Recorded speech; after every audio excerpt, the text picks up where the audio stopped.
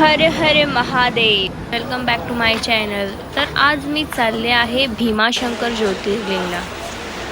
So इथून टिळकनगरवरून मी ट्रेन पकडली एक्सप्रेस। सो आज आपण भीमाशंकर ज्योतिर्लिंगाचं दर्शन करणार आहोत।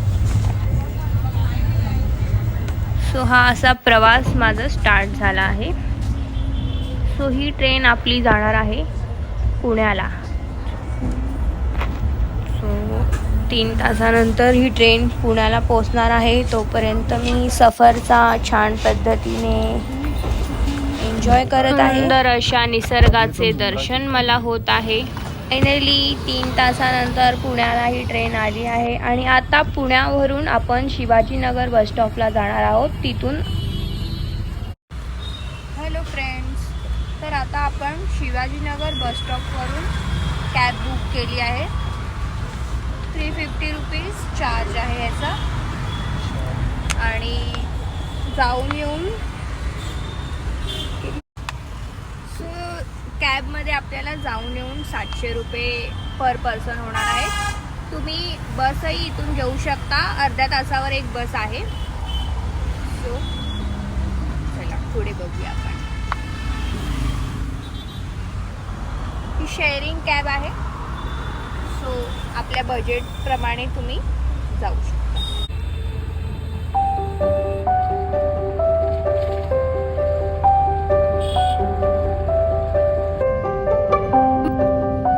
शंकर हे नाव कसे पडले असा प्रश्न तुमच्या मनात असेल तर युद्धामध्ये भीमाचा मृत्यू झाला। त्यानंतर देवतांनी महादेवाला कायमस्वरूपी येथे वास्तव्य करण्याची विनंती केली।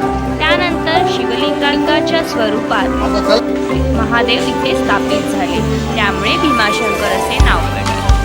तर आपण भीमाशंकरच्या मंदिराजवळ पोहोचलो। त्यानंतर ही अशी मोठी लाईन होती, 2 तासाची ही लाईन होती। त्यानंतर 2 तास आपण लाईनीत राहून इथे छान असं दर्शन घेत होतो। खूप सारी दुकाने होती, प्रसाद होता लाईनीमध्ये आणि फायनली 2 तासानंतर आपण मंदिराच्या गाभाऱ्यात प्रवेश केला। तुम्ही पाहू शकता माझ्या मागे मंदिर आहे। सो तिथे खूप घाई करत होते की फोन पटापट दर्शन घ्या, व्हिडिओ जास्त अलाउड नव्हत्या।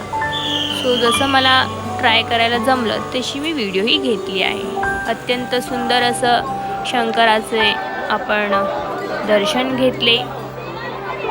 सुंदर अशा व्हिडिओ इथे काढू शकता तुम्ही। इथे बांधकाम चालू असल्यामुळे हे साईडला तुम्हाला बांबू दिसत आहेत। हर हर महादेव, अशा प्रकारे भीमाशंकरचे मी दर्शन घेतले। तुम्हीही नक्की या। नमः शिवाय।